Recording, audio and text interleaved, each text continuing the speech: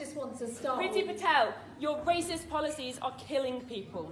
Your plans to send people seeking asylum to Rwanda are inhumane, they're inhumane, and are going to ruin people's lives. Priti Patel, as a young person who wants to live in a fair and compassionate society, we are disgusted by your treatment of refugees in the UK. Priti Patel, at every opportunity we will stand against your cruel plans. We'll stand with migrants, refugees and people seeking asylum. We want to live in a just and fair society that cares and respects about people wherever they come from. We want to be open and welcoming and tackle these crises in a just way. This for me is a really interesting clip because what you've got is a lot of mental gymnastics going on here. You've got a woman, Priti Patel. I don't know what ethnicity she is, but obviously within the left, she would be higher up the pecking order than, say, for instance, white people, right? And this, I know we're getting down to race here, but wait, and I'll explain why.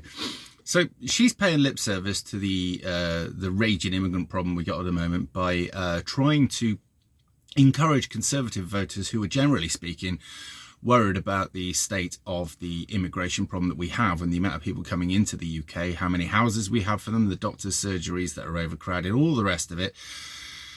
So she's actually trying to win over the average conservative voter by just talking a load of chaff about how they're going to send these people back. But really speaking, it's literally nothing more than lip service. But what you've now got is Champagne, or kids of Champagne socialists, who have been to through the meat grinder, that is university, and all of them, I would suggest, were probably female at some point.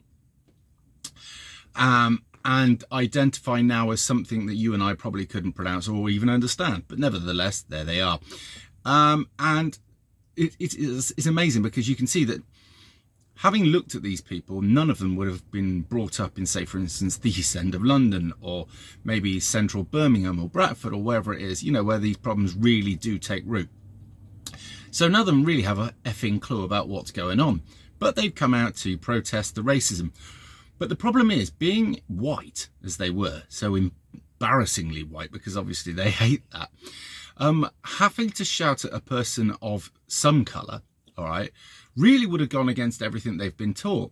Now, obviously, they've been revved up before they go out and do all this, that they're doing the right thing and that she's a white supremacist. I know. It's some mental gymnastics to try and get your head around it, but there we are. And they're out protesting because of their Marxist values. Now, the Marxist values are this.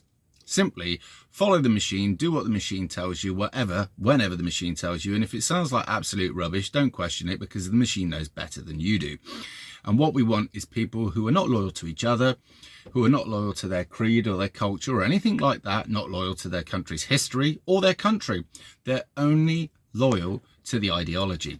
That way you can grass each other up with impunity. You can let all sorts of people of different colours, religions, backgrounds, genders, everything, tick any box you want. You can bring them all in because the world is just nothing more than one place, one thinking, that's it. And anything else goes against and must be crushed. So these people that got up on their I mean, I have to say they could have done it a lot worse. They were fairly well behaved. That is inside the building. There is some footage of them outside the building. I have no idea. I'll have a look after this. I'm not really fucking interested, to be quite frank, because they're utter brainwashed eunuchs, idiots, incels, blithering bellends, weaponized pillocks. You can pick your name and throw it at these morons. These are the ones that would be literally encouraging their captors to take them away, saying it's a good thing. They're the birds that are in the cage while there's a bird outside the cage, and the bird inside the cage says, oh, well, my owners have built me this cage so that I don't get preyed upon by cats and other animals. And the other bird, that being us, is outside the cage, free, says, but you can't fly. But these morons wouldn't get it, and they probably scream at them about how flying is flightist or whatever. But these people are ill. And I can't help but think that Marxism and extreme leftism and wokeism is nothing more than the cultivation of a mental health problem, turning people more essentially mentally unwell than they probably were. But there's a certain element of people that would be drawn to these, and these are mentally weak people anyway, but you only have to look at the state of these people who are shouting at Priti Patel, and I'm not a great fan of Priti Patel, her politics. Quite fancy the bird, but I don't know why. There's something quite sexual about that woman, but whatever. However, they despise everything about her because she stands for the bourgeoisie, you know what I mean?